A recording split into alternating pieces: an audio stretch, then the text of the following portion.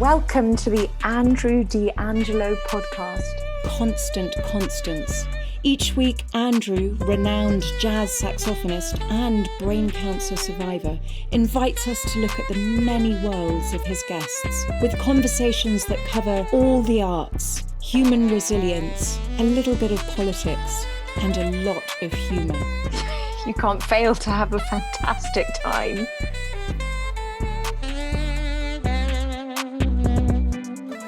You ready to illuminate? Do this thing. All right.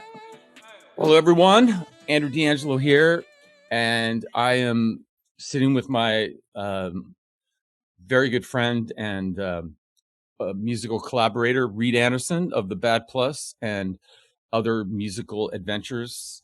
And we're going to discuss his life, his career, and just whatever else comes up. I got some questions from you on social media, so I'll be asking those to Reid. I appreciate those questions very much. Ladies and gentlemen, Reid Anderson. How you doing, Reid? Doing okay, Andrew.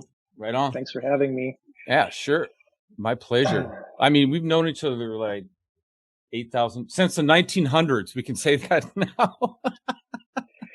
We've known each other since the last century. True. I just think it's funny. We've known each other since the 1900s, man. Yeah. So I put up an announcement that I was going to have you on the podcast, okay? And I asked people if they had any questions, and boy, did they have questions. And I told you one of the things that I wanted to discuss was the vastness of space, which is funny because we could just talk about the vastness of space. It's true, we could. But we can do anything you want. But for those of you who don't know, in what was it, the 90s, right? 96, 98? What year did we make that record? I think it was 98 or 99. Fair enough. Okay. Yeah.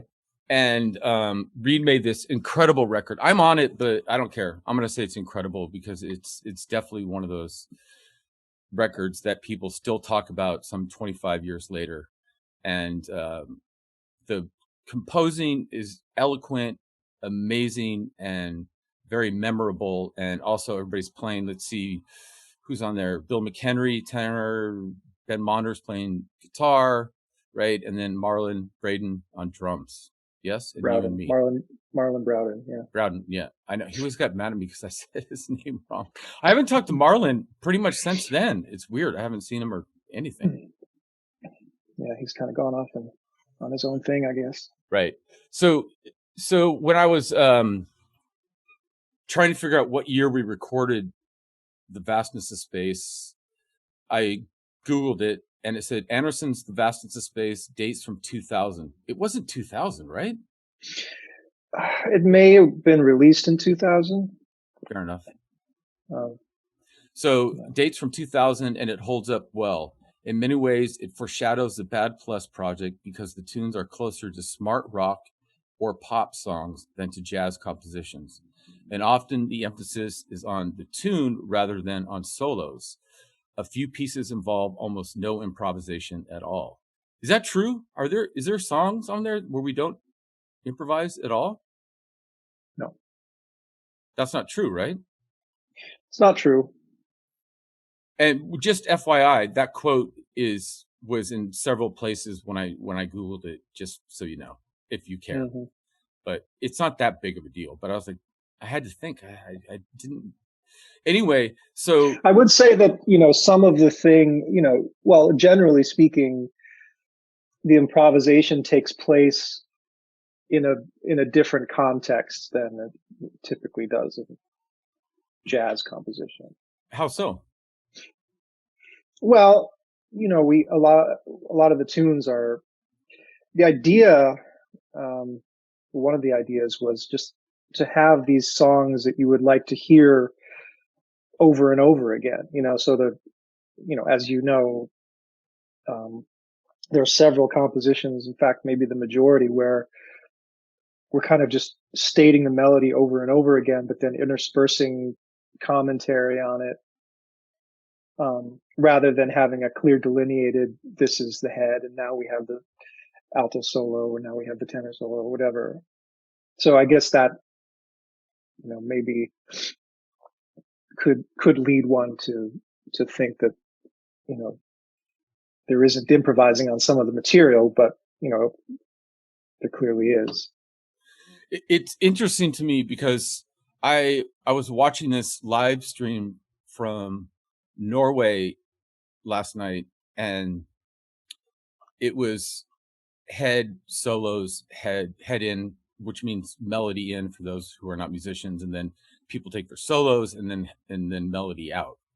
And one thing I noticed about the soloists is it's almost as if they forgot what song they were playing. Right. And that's a bit of a judgment on my part, but it really intrigued me that I was thinking, what happened to the song? You people, they're playing the chord changes very well. Great. Good for you. But it's one thing I loved about playing with your band was that we never lost the song. And I say that confidently and maybe even arrogantly, but we definitely never lost the either melodic or at least the compositional aspect of the song. Would you agree? I agree. Yeah. And that was something. Look, let me do this because I was just elated that so many people, and here's just highlights. Devin says, could you give us gig rehearsal stories about the Vastness of Space? Josh, with 5 exclamation points, says, could you guys discuss making the Vastness of Space? I was like, okay, those 2 are good, right? Yep. And so do you have, any anecdotes or anything about the process when you were writing those songs for us, or, anything that you recall? Sure. I don't remember us ever rehearsing. Did we rehearse? Early on in your place, I don't remember if it was in Adelphi or on Union Street. It was upstairs. I remember that. Oh, maybe we got together at Bill's place. Bill, that's what it was. And yeah. Bill McHenry kept adding these harmony parts in rehearsal, and you guys were sort of going, I would say, going at each other, but because Bill was making up these tenor parts that you hadn't actually written. And that was one of the early rehearsals. And then I would comp, and some people didn't like that I was comping, but you wanted us, to. Well, okay. So that brings up something that to this day, I find it a little baffling that it's not more of a practice, but one of the things that I really wanted to happen was for the horns to be comping, because a lot of times what happens is once the horn players are done, they just kind of stand back and give the soloist their space or whatever. Right. But I remember that was one of the things that needed to happen for that music to work, is that you guys would always be engaged. Like everyone in the band needed to be engaged. There was no like stepping back and just, letting that one thing happen, just always like providing some sort of support, whether it's just like playing the melody behind the solo or playing like, you guys ended up, and I think Bill especially, like did create some things that became sort of parts of the tune. True. Which is great, which really, but I think that kind of, required involvement was, part of the concept of the music. Another thing I would say, just in terms of rehearsals, because we couldn't have rehearsed more than once, if I remember. I think we did twice. That's what I remember. Okay. But that's where we need McHenry here to clarify, because he's got that ironclad, brain. But I remember we did 2 rehearsals, and then we just played so many gigs. Right? We had that residency at Dharma, right? And yeah. And so we didn't really need to rehearse because we were just playing so much. Well, one other thing I remember, in the initial conceiving of the music is that I wanted some music where you could just tell the drummer, just play this, the drummer didn't have to have a chart at all, like from the get-go. so it would be like, yeah, Marlon, just play this beat. This is the beat. And, the song would take care of itself. So that and the idea of these melodies that would just kind of keep cycling around and around again, and that you would want to keep hearing them again. That was the goal anyway. And then the idea of the solos being a more intertwined part of the music as it unfolded, rather than explicit. And also the horns comping behind everything as well, when there was some, when someone would go off and take the ball, so to speak, that you guys would comp behind each other. And those were sort of the key principles, like my main ideas of like the philosophy behind that music. So could I ask for clarification? So you're saying that when you walked in the door with those songs, with those compositions, mm-hmm. right? Mm-hmm. You already had that concept in your mind that I wanted people to comp for each other. I wanted it to be, what do we say, fluid, and mm-hmm. Whatever else, right? Mm-hmm. Is that fair? That when you walked in with those songs to this particular group, you had that in mind already?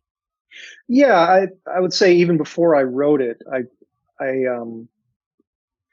was just thinking about what kind of music I wanted to make, and I was also thinking about how to make it in a practical sense too. Like what would be very clear, what would be some very clear, simple instructions that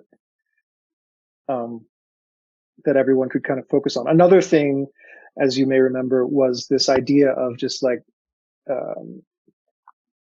some of the tunes, specifically like something like Silence is the Question, for example, or Prehensile Dream, was this song starts quiet and it just goes and goes and goes and goes. Don't hesitate. Don't try to shape it.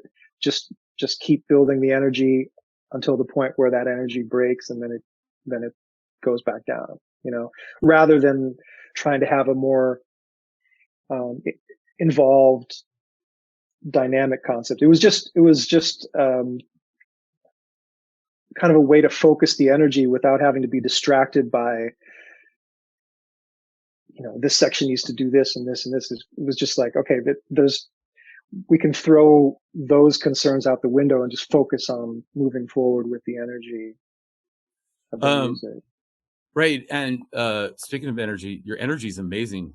Upstate's doing you good, man. It looks, I mean, your auric field, if you want to call it that, is just, it's just really bright. It's really nice. Nice. One thing that I can say about you as a friend is you're one of the most specific, unspecific people that I've worked with, where you have really, really specific intentions, but it's about being like unspecific. It's about, well, here's the broadness of what I want. And it's not about like measure 5 or measure 10. I want you to play, this in a certain way. It's about the whole, the whole painting, I guess, if each song is a painting or a whole picture. Is that a fair assessment, or like, do you want to, come after me for that statement? Or no, not at all. I would say that I feel like if I am the composer, right, my job is to provide very clear information, and I do actually.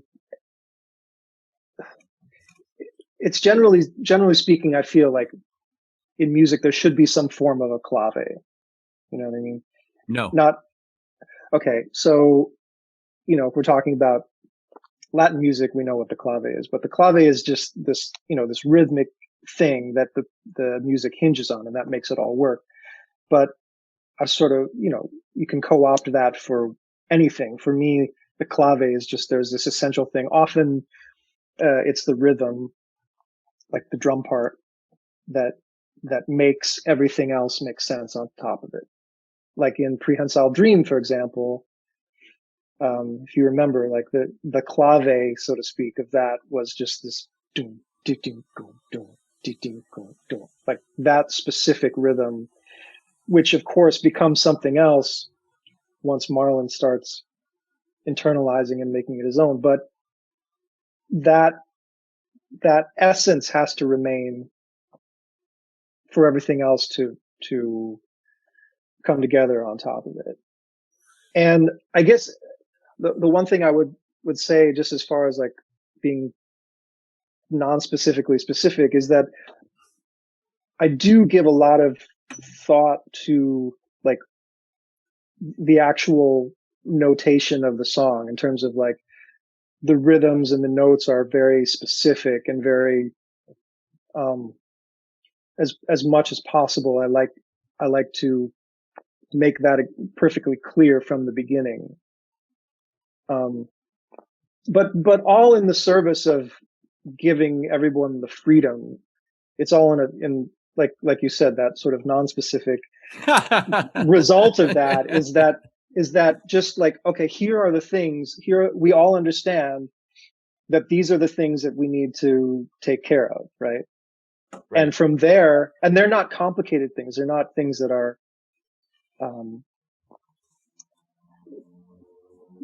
they're not hard to define or hard to understand, but they do have to be understood and acknowledged and taken into consideration. One thing that I've found, because I've played some of that music in other contexts, and strangely enough, the thing that people tend to have the hardest time with is the idea of just build, you know. Can I interject something here? Would you mind? Mm-hmm. Well, I would say that particular recording, and this is based on a conversation I had with somebody the other day. I did not take notes on that conversation, but we were talking about the Vastness of Space in that band. Mm-hmm. A little bit of right time, right place, in my opinion. That's just my personal opinion, but I'd love to hear your reaction. And also that it's interesting, because I've done that where I've played compositions that I wrote 25 years ago with people more presently, and those songs are just they're just not understood. And people, do we get programmed? Do people like with the Bad Plus, your most current project, do we just get programmed as we age, or are we less free? Or is it that it's just a different time? It's not the 1900s, it's not 1999 or whatever year the record was recorded. Or is there some other element? Because one of the things that people have been asking me, and I don't have it written down, but it's more of, did Reid think of these things at that time, or did they occur to him after the fact? Did you know you were making this amazing record? Did you understand that this music on the Vastness of Space is and was and will be this iconic moment in time? Was it pre-shadowed or foreshadowed on your part? Well, to the extent that anyone thinks it's an iconic record, or important or good, yes, I had no doubt that this was going to be something that would at least it define me, and my music. But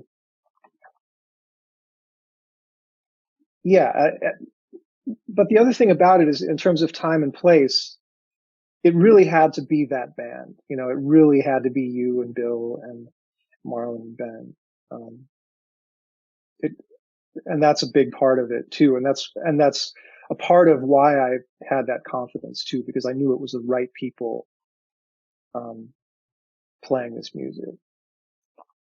I was you arrogant asshole. I was telling them, no, it's great, man. No, because I could display some false humility. I don't think it's about being arrogant. I think that there are times for all of us when we just hopefully we know that, okay, this is the right track. This is the moment for this, So when somebody I'm talking to somebody in their 20s, and in this case it would be my nephew Storm, okay, Storm D'Angelo, and he was asking, I wonder if Reid's intention was what we're just talking about, that you understood the the dimensions, the vastness of the impact of the record. And it's really cool for me to hear you say that, because it's something that comes up periodically in conversations with people who ask me about the record. Maybe you're not as accessible as I am, so I'm here, I'm there, I have my salons. People want to know, like, why is it called the Animal Band? Some people don't even know why it's called the Animal Band. That we all were, we had. Well, it's not officially called the Animal Band. It's just, that's insider information. Yeah, but I mean, there are pictures of the firefly and the jaguar and the owl right on the cover. That's true. And a lot of people don't know those, right, intricacies, which I think is what is very cool, that we were literally like a family. And at least you, Bill, and I have remained friends for many years. I mean, Monder and I have played. I wouldn't say that I call up Ben and chat with him. And like I said, as I said earlier, I haven't talked to Marlon in 15 years or something like that. So, but if it's all right with you, can we move on to a different subject? Sure. Okay. So one of the aspects of Reid, everybody, in case you don't know, Reid went to a very prestigious classical institution called the Curtis Institute of Music, right, Reid? Correct? Mm-hmm. And so Nicole says, Reid Anderson question, why did you decide to transition from classical to jazz? What was the process like, and how did you make that difficult transition happen? In that he went to arguably the most prestigious full scholarship for every student school for classical music, Curtis. It is obvious he was an exceptional classical musician. One more related question, Reid, from Gabe. I'd be curious to hear about how Reid's experience at CIM, which means Curtis Institute of Music, shaped his approach to both playing and composition, especially his improvisational approach. Also, does he still play and use classical music and techniques in his own playing, composition, and or practice? Okay. So to address the first question, how did I transition from classical music to jazz? That was the question? That is correct. And a very odd question to me, because it's not something I've ever thought about myself as it pertains to you. So I was very curious to hear your thoughts on that, to be honest. Right. Well, the short answer is that I didn't really transition from classical music to jazz. I wasn't a classical musician. I wanted to play jazz. Coming out of high school, I didn't play the upright bass. I'd been playing like electric bass and, as you do in like garage bands and stuff like that. And when I was going to, university, I didn't know where to go. I just applied to one school, which was the University of Wisconsin-Eau Claire. Basically because I just didn't have any idea where to go. And I had heard that it had a good jazz program. And I couldn't deal with applying to schools and auditioning. So I just went there. And in order to I wanted to, I guess, be a jazz major. I don't know if there was even such a thing, but I was required to play upright bass, which I wanted to do anyway, but I was also required to play in the orchestra. So at the end of my high school time in high school, I borrowed a acoustic bass from the school started taking some lessons from a local teacher, initially a local jazz teacher, but he was saying, look, you gotta basically study classical technique, which is fundamental to,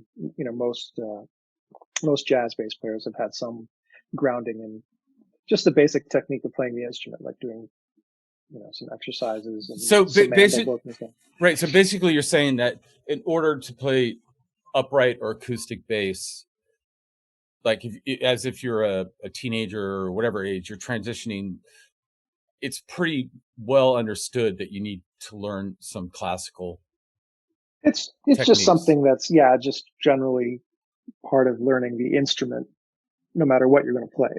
It's how do you play the instrument? Well, there are sort of established techniques, and there are, there's some different techniques and stuff, but there's a basic technique that most people go through. Anyway, this is incredibly boring, but the story is that I wanted to play jazz. I wanted to play acoustic bass. And in order to do so and go to school in Eau Claire, Wisconsin, I had to play in the orchestra and take, classical lessons and classes and so forth. The teacher there at UW Eau Claire was a guy from the Minnesota Orchestra named James Clute. And so I started studying with him even before I went, to prepare for the audition and everything like that. And I just picked it up really quickly. And he was very encouraging. And he had sent a couple other people to Curtis. In fact, some people that were at Curtis at the time. There's only seven bass students at Curtis.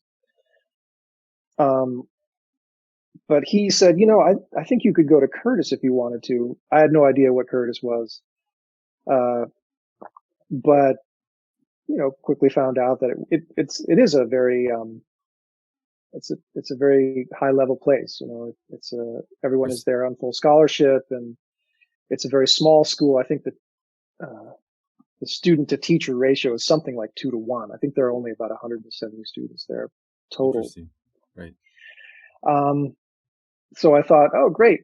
Well, I'll just try to go to Curtis. So I worked very hard, and it was just my goal. I just worked at it for that entire year, my first year of college, and auditioned, went out to Philadelphia and auditioned, and I got in. I got the only opening for the following year.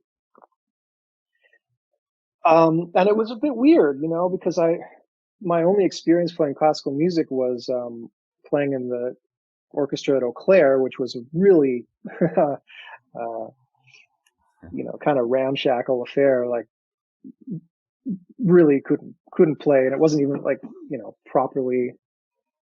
There weren't enough of certain instruments and stuff like that. It was really pretty hilarious. But then all of a sudden, I'm in Curtis, and one thing I remember very viscerally was the first string sectional we did, and we're playing Dvorak New World Symphony, and so string sectional is just the strings rehearsing separate from the rest of the instruments. And the conductor gave the downbeat, and just the feeling of being in that room with these like people who can really play. Like anybody who's at Curtis is going to be like on the highest level of wherever they are, and it was pretty mind blowing. But overall, it became very clear to me quickly that I did not want to become a classical musician. Because frankly, being a classical bass player is not a creative field to go into. And I wanted to make creative music, and my heart was really still in jazz and trying to do something with jazz. So I spent 3 years at Curtis. I graduated a year early because I had enough credits from my year earlier. Fancy. Yeah, and it was really difficult. I spent a lot of time sitting in a cafe talking to, one of my friends about basically saying, what have I done with my life? Because I thought I'd gotten myself on a track that that I couldn't get off of, and that, I figured this is the time where everyone is making their connections. All the people at Berkeley or wherever are they're all bonding with each other musically, and how am I ever going to find my way in? Much less, not to mention the precious time of development on your instrument that I'm not getting. So, I guess that covers the question, sort of. It absolutely does cover the question, and I'm just going to openly interpret that it sounds like on some level you fell ass backwards into Curtis, and on another level it sounds like you were definitely good enough and accomplished enough to be accepted to the school.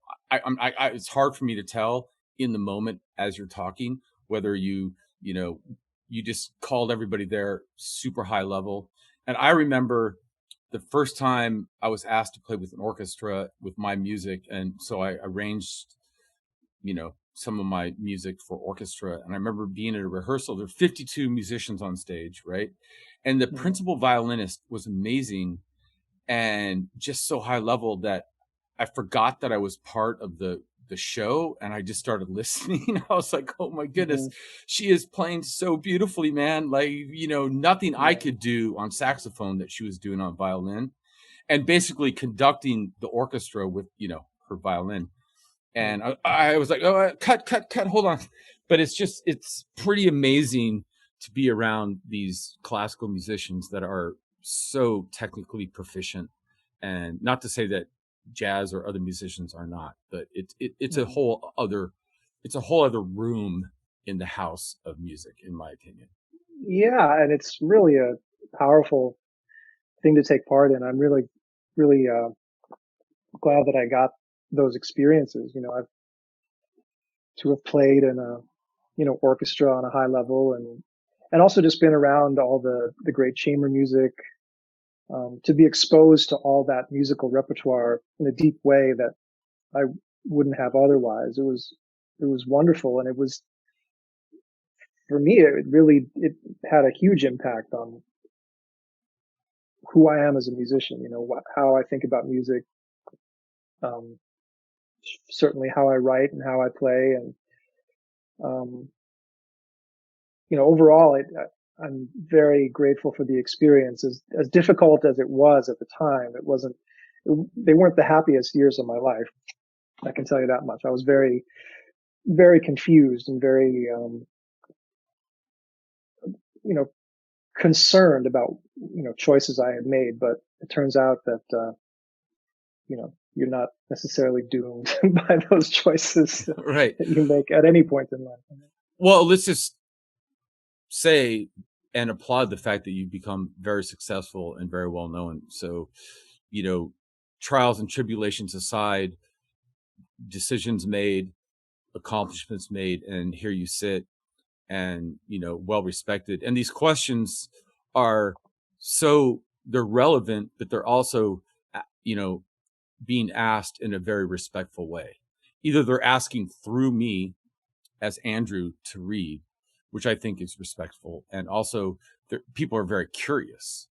And I think we answered the Curtis question. I want to ask you, somebody asked about your song Trace, called Sunny 1393. Is there a story behind his song Trace? See, asking through me. I find that very respectful. It's a fantastic composition, ! Fire emoji. Do you want to talk about your composition Trace? I don't really have much to say about it. It's, generally speaking, I don't really have stories behind my music. It's a little more prosaic than that. It really just comes down to, I needed to write some music at the time, for the record. Also, this was for our first record with Oren. And, I always try to, I think about who's going to be playing the music. I tend to write specifically, thus the Animal Band, in this case, I think I was sort of trying to, knowing Oren and having played with him quite a bit, just to sort of create a space that would highlight his playing, as well as the group's playing, but that he could sort of feel embraced by the group. That's an interesting subject this is my own question. And actually most of these questions I feel like I would have asked you or talked about anyway, other than the Curtis question. That was not something I thought about. But with your band, the Bad Plus, and this transition from Ethan Iverson for, again, 15, 20 years, Reid, how many years? I think it was 17 or 18. Okay, so around there. And then for whatever reasons, you transitioned and had Oren Evans come and play piano in the band. And successfully, very successfully, in my opinion, and I think in the opinion of many critics and fans. How was that transition for you and Dave King? I mean, how was that transition, and how did it feel? And from the outside, it looked pretty slick, but I'm just curious how it felt from the inside. Well, it was there was a lot of pressure, for obvious reasons. It's, once you're identified so much for that long as these three people, we needed to, it needed to be a strong transition. It couldn't, there was a high risk of failure. Yeah, but you didn't fail. That's why I'm curious about it, because even though there was probably a tumultuous period during the initial transition, but that was mostly from the press, in my opinion. That was mostly from people discussing it rather than from me and you talking on the phone, or from Oren or Dave. And Right. And then once I saw the band live, and which I think was at the Jazz Standard or the Village Vanguard, I don't remember which, but I was like, oh yeah, well that worked. But I'm just curious. Right. Well, now that I'm thinking back on it, I try to put this in the past, but it was a rough period because, okay, first of all, the Bad Plus, one of the main things that we had been shouting from the hilltops from the beginning of the band was that we are an actual band of equal members. It's piano, bass, and drums, but it's not the pianist band, right? And we were as clear about that as you could possibly be. However, that didn't stop a lot of promoters, for example, from thinking that it was Ethan's band. Ethan Iverson, the pianist, right? Yeah. Yeah. And so when we were getting Oren in the band, we were hearing from our booking agent and so forth, like there was skepticism out there, like, well, we'll see. And they told us point blank, a lot of these people think it's Ethan's band. Now, the fact is, I mean, it was all of our bands. So I'm not saying it wasn't his band. All I'm saying is that it was his band in addition to my band and Dave's band equally. Right. Sure. But the fact is, I write most of the music and Dave writes second most of the music throughout the history of the band. So between the two of us, we really felt like the defined sound of the band really, we had quite a claim to the overall sound and concept of the band. Not to say that Ethan's contribution wasn't as important as ours. Like his playing is very, very unique and powerful, and that's all due respect to his contribution. We did it together, and I think I'm sure we all stand by every all the music we made together. But he felt he needed to move on, which is well within his right, and we understood that as well. It was time for a transition to occur.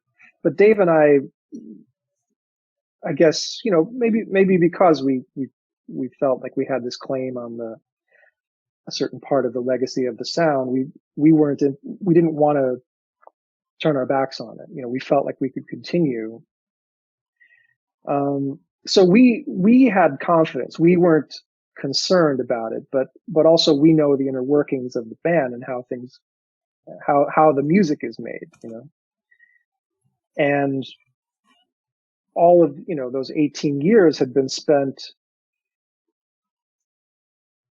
putting our money where our mouth is, and also touring constantly, having, dare I say, some actual fans of the band out there in the world who our music means something to.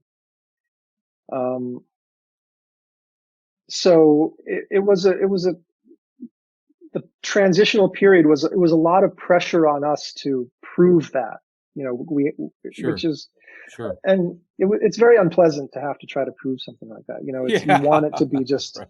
You want it to be just accepted. You want it to be, here, the evidence is right here before you. If you want to go and look at,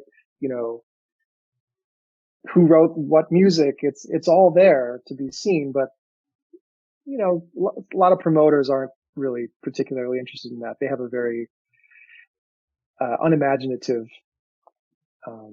take on what they're presenting.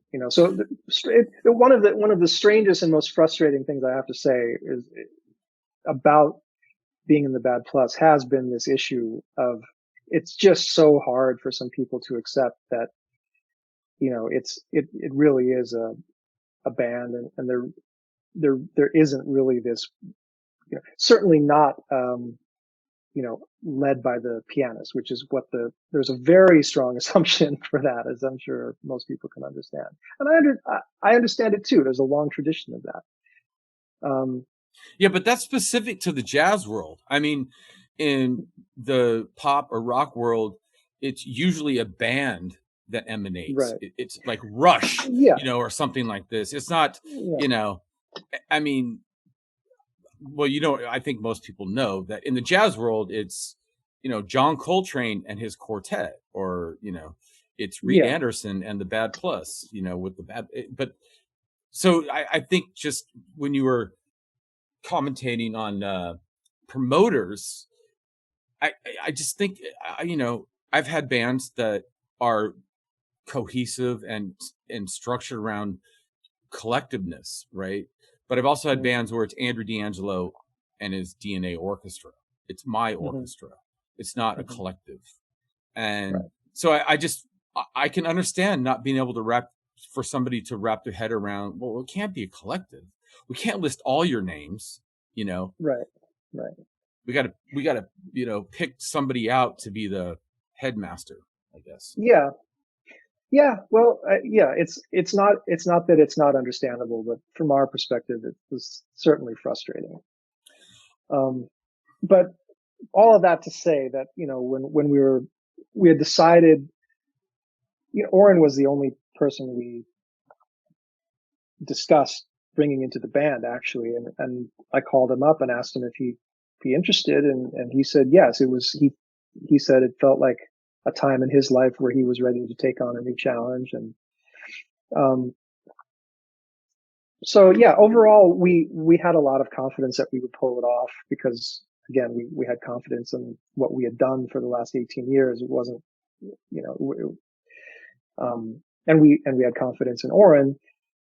At the same time, there was an incredible amount of pressure on everybody. I mean, consider the kind of pressure Oren felt. He's stepping into this position that he was inevitably, no matter what, he was going to be judged by 18 years of output. Yeah, and he was judged before anybody even heard a note. I mean, exactly. Oren was talking as though people are already, observing this transition of the band before they even ever saw the band or heard the band or anything. It was a big deal. But what I'm impressed by, and what I've talked to other people about, is how eloquently it happened. I'm not saying there weren't pressures, but I am impressed that the transition, and like, oh yeah, Warren's amazing, and the band sounds the same or better, or whatever conjugation or judgment you want to put on it. I don't know if conjugation is the word. Right. Well, and it must be said that even though there were skeptics or maybe just people that said we want to wait and see how this turns out, at the same time we got a lot of support.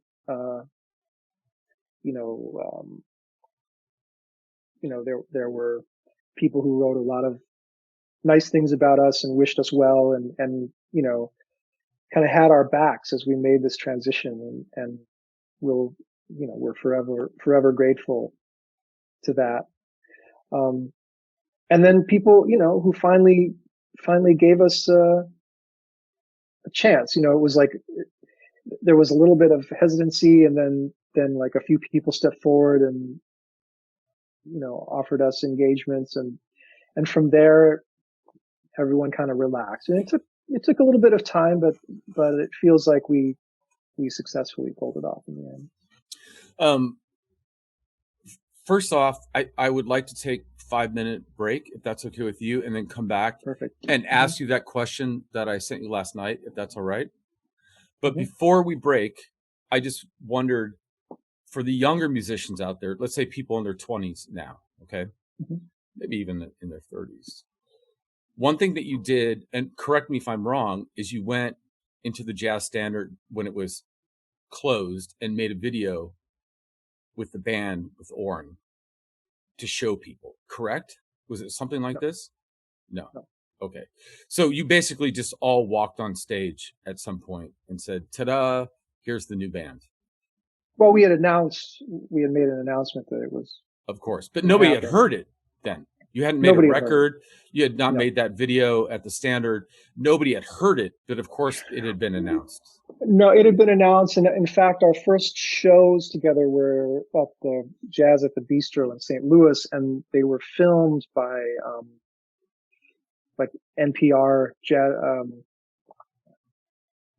What is it? Jazz Night in America? Is that what the show's called? There's a bunch of them. I'm not sure. Please forgive me. I'll look it up. I'll look it up. Yeah. And that was also just like a crazy amount of pressure. It was good to have the publicity and, the extra support behind that, and also just their faith in us. But I don't know. I don't recommend, having your very first public appearances documented like that. I was concerned from the beginning, like, yeah, but you nailed it. So just walk back from the painting a little bit and give people who are 20, 30 something and trying to understand that if they work with the band for 15, 18, 20 years, whatever it is, and then they want to make a shift, is it kind of just go for it, don't worry about it? Or, by a shift, I mean, they want to, somebody wants to quit a band, or they want somebody else to work with the band, and they're 55 or they're 45 or whatever. What like, just throw out some advice to somebody who's just starting their career and it's like, okay, to change, like, be flexible, be strong. Well, if we're talking to somebody just starting their career, and like being a part of a band or a group for, a committed group over a long period of time, I guess the first thing is to set up the conditions where that can occur. Like, how do you get to the 18 years in the first place? Right. And I think this still remains relevant. At the time when we started the band, it was very clear to all of us, everybody I talked to at the time, you would often end up in this conversation of, wouldn't it be great if we could just form this band and develop a sound over the long term have a group sound instead of, replacing everybody, this person can't make the ghetto. We'll Right. get Just like somebody else. hiring random people as you go along, let's get this Yeah. guy, let's get that guy or girl or whatever. Right. And also in terms of just my own feelings about music, growing up being a fan of bands, I was a fan of the Police. I wasn't a fan of like Sting and whoever else would play with them. You know what I mean? For example. And that's something I often say is in jazz, this music needs fans. What is there to be a fan of in jazz? Like, yeah, you can be a fan of individual players, but that's, to my mind, that's not really how it works, being a fan. Being a fan is something where you identify like this, I'm a fan of this music, of this sound. Like if I'm a fan of John Coltrane, what I'm saying is I'm a fan of the John Coltrane Quartet with McCoy and Elvin and Jimmy Garrison. Like that, I'm a fan of that music. Of course, other things too, but if that band were to magically appear, I would definitely go to see them. You know what I mean? If they're playing at the Vanguard, I would go out of my way to see that because I'm a fan of that sound, of that music. So it was the clearer thing to us was like, yeah, what can we do? Like, what are we willing to make some sacrifices for the bigger picture of this? And specifically, I would say,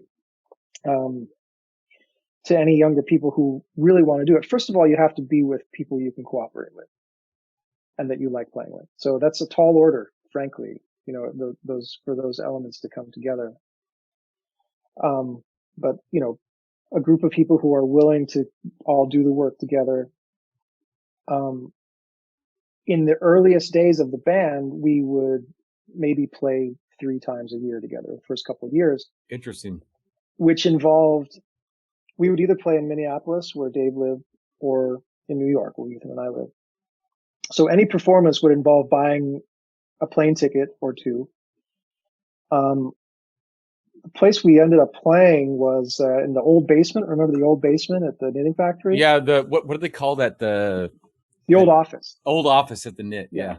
Yes, of course. Which didn't have a piano, so we would pay to move a piano down there. Man, so you're like paying like $1,500 just to do a gig, right? Right. Yeah, and so which you can do if 3 people are involved in sharing the expense, and I just think you're it's only good. doing it a couple of times a year. It's good for people to know, right? But the point I'd like to make here is that there were occasions. I remember getting offered a tour during one of the times when we were going to spend money to play a show and turning it down. Like this is back in like 2000, nobody had any money, me for sure. But, and the other guys had similar things happen where we would just say, no, I've got this Bad Plus show coming up in the old office that I have to spend, $500 to do. And, can't make the tour. Interesting. But that's really, like you've got to be willing, because we all know in the jazz world, everyone is too quick to be like, guys, man, I just can't make that one gig because I got to do this tour. And everyone understands. It's totally understandable. But that's not going to really take you on the path of 18 years later, you have a body of work and a sound and all that stuff. Quick questions for Reid, if he's willing to answer them, from a couple of his fans. And one of his fans happens to be my nephew, which is, why did you move out of New York?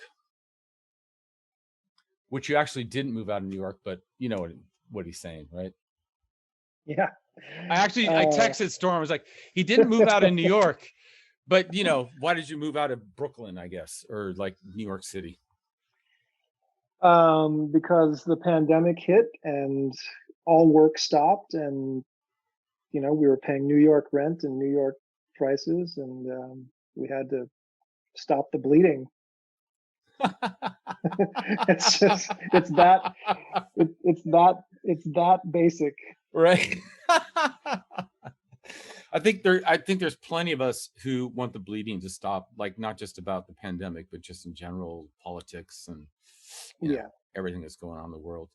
I think that's a very satisfying answer.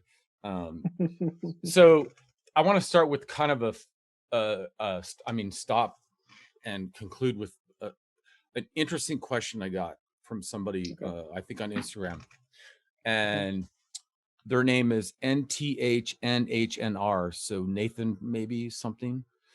Any at all gear preference related questions?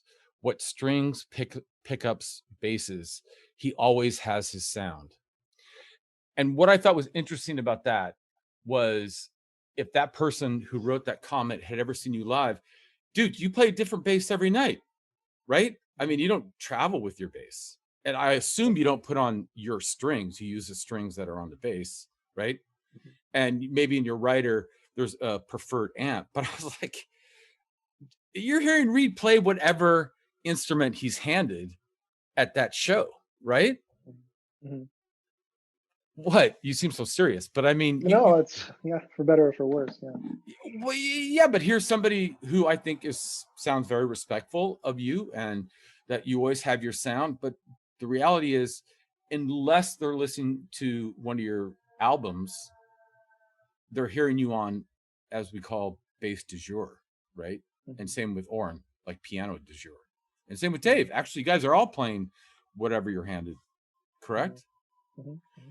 So I guess my question is, because as a saxophonist, I always bring my instrument, and I'm playing my instrument, my mouthpiece, my reed, my gear, my neck strap, and so I know what I'm dealing with.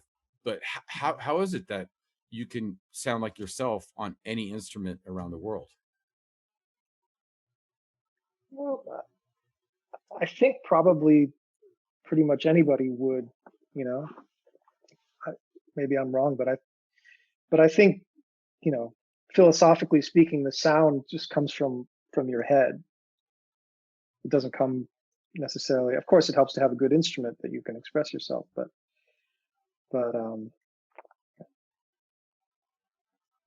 I think that probably most people, if they have to play another instrument, will still sound like themselves. You think? I think so. So are you inferring that people, musicians, or just people in general, put too much emphasis on their gear, whether it's bass or drums or any instrument? Well, it depends on how much emphasis you're putting on it, but there's a point where there's a point where it's too much. Of course, you should have the best instrument that you can, an instrument that your personal instrument should give you satisfaction. It should make you you should enjoy playing music with your instrument. One of the downsides of this is, like, I hope, I try hard. I'm always making an effort, no matter what instrument I'm playing. There's effort involved to sort of bend it to my musical will. But the downside of that is that, you find yourself in situations playing these instruments that really have nothing to give. And that takes the joy out of making music, frankly. So that is,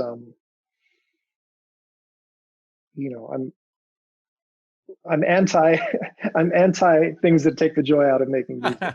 Right. So I just, in conclusion, just to be fun, like, worst bass you've ever gotten on a gig, and if you want to go there, best bass. Like, what's the worst? You don't even have to say anything about the city or the promoter, but what makes a bass, that you get on a gig that somebody hands you bad, like nylon strings or steel strings or gut, it just sucks. It's a plywood bass and you can't play it, but you got to do the show because you're getting paid and you're there, Well, I ask for a playable instrument, like that's my main. Is that your standard. rider? It says playable bass? No, my rider asks for like a professional quality something basically like, please provide an instrument that's like a real instrument that can be played. Right. But have you ever? Go ahead. Sorry, Andrew. I'm going to take out my AirPods. It's all good. Okay. Yeah, but my main criteria is that it's playable, and I have a very wide definition of what that is. But beyond that, there are playable instruments that just are pretty soulless, like your standard plywood bass from a rental company. Usually, there's not that much going on in the soulful department, One of the worst basses I can remember, actually, which turned out to be a pretty cool performance, was we played Newport a few years back with Bill Frisell.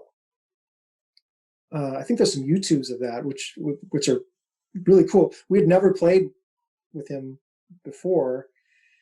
None of us had ever played together. We just got up on stage and we played a couple of Paul Motion tunes and some Sonny Rollins stuff, and it was a really fun show. But this bass was actually unplayable. It was pretty shocking. But the end result was okay, so that's all right. So you're playing with Frisell, and are you joking around with him about how terrible the bass is, and like, dude, I'm sorry for anything that I played? Oh no. Well, I don't remember. I just remember being in like my own personal hell of like really struggling with the instrument.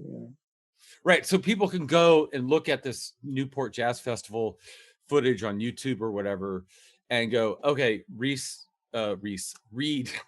was playing a bass that he felt was unplayable, but it probably sounds amazing, in my opinion. Well, I don't know if that part sounds amazing, but the rest of the band sounded amazing and Bill sounded amazing. So it didn't really matter how I sounded. Fair enough. So there you go. There you go, kids. Go watch a video from the Newport Jazz Festival. Do you remember the year? Like close? Like what about year? Man, it must have been like 4 years ago, something like that. So 2015, 2016, something like that. I don't know. It just, if you look up Bad Plus with Bill Frisell at Newport, it's probably out there somewhere. Right. So people can go and make their own judgment call. And here's my opinion. Here's why I brought it up. Okay, dude. Mm-hmm. And why I love that question, because I have watched so many saxophone players try like 20 reeds and different ligatures and mouthpieces and all of that gear stuff before a gig. Mm-hmm. And I remember asking Kurt Rosenwinkel, the guitarist, before one of our shows, I think it was Mark Turner. I'm not sure. Maybe it was Chris Speed, somebody who was trying all these different reeds. I said, Kurt, you don't notice a difference between the reeds or ligatures? And he's like, nah, we don't. Right? So I think that goes back to what you said. I mean, we are who we are. We sound like who we sound like. Mm-hmm. And that's my belief.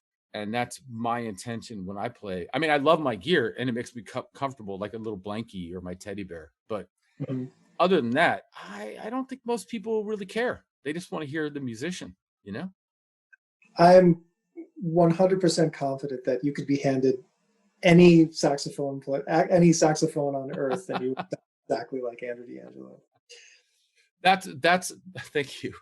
All right. So thank you, Reid Anderson, for coming on, man. I really appreciate it. And, have a great rest of your day and enjoy the country, your new country life, and go eat some fermented cabbage or whatever you're having for dinner, Okay.